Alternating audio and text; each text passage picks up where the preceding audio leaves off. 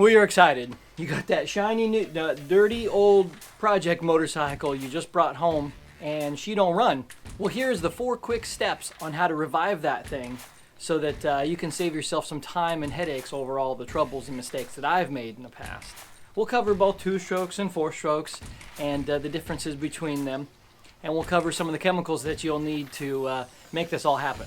Well, assuming you have a semi-complete bike that should run, assuming that's what the owner said that you got it from, well, and you don't have a rat's nest of wires hanging out the thing or a rod sticking out the bottom, well, you're going to need 3 things for this thing to run.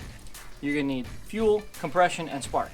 Now, I skipped the fuel for now. I can rebuild carburetors later, and I go straight to seeing if the thing will run. The engine and the ignition is working right. So before I start ordering an air filter and a battery and cleaning out the carburetor and whatnot, I do these steps just to save myself some time and money so that if I got a bum engine or a problem, maybe I not start dumping all the money straight into it. The first thing I do is check to make sure the bike is in ready to run state, that we got the ignition key, or at least hot wired for now, you know, coolant in there, not all out, and oil, even if it's dirty, you know, oil's oil. Let's get it up and running for now. For the 4-strokes, what I like to do is I pull the valve cover and I put Marvel Mistral oil all over the cam and valves so that you have no metal-to-metal contact when you first turn it over. Well, second, you're going to want some fogging oil like this. I like this stuff. It's pretty cheap, works good, and there's a link in the description below. It's got built-in straw that you're going to need.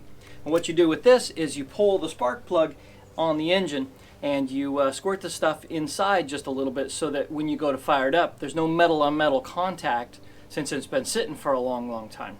Be careful to balance it with not too much but not too little. You don't want to foul the spark plug if you put in too much, but you do want to get it all the way around the best that you can. And on the 3rd step, we need to check the lubrication of the stuff.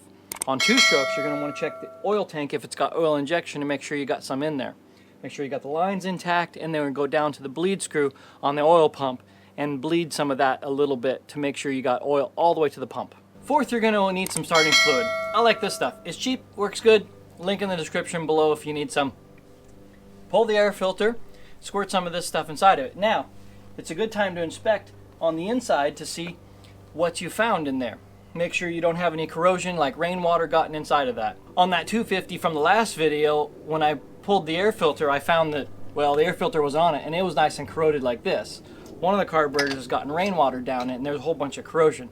We're gonna have to clean that out before we even can try to attempt to start it up. Plus, you're gonna wanna look inside to make sure the rainwater didn't get inside the engine. And once you got your jumper back hooked up, ready to hit the start button and see if it fires.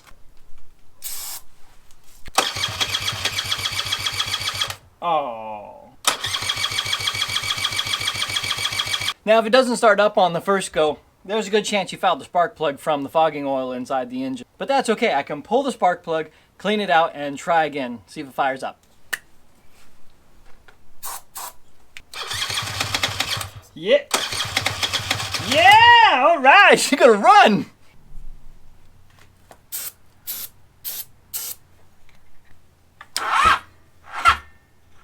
Oh.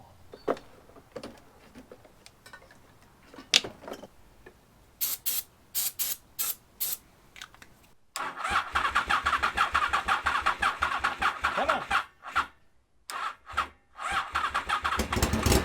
Yeah. Now that we know that these 2 things will fire up and run, we can start to spend money on an air filter and rebuilding a carburetor and a battery and on down the list of things that you may need. Okay, so that's how I revive a bike that's been sitting for a very long time. I'm using these 3 chemicals. Again, links in the description below. That'll get you up and running. I've got a free PDF for everything you need to look for when you're reviving a bike. Hit the link below to my website and you can download it for free. And yes, this is a Honda trike that you don't recognize. So we're gonna do more on this later.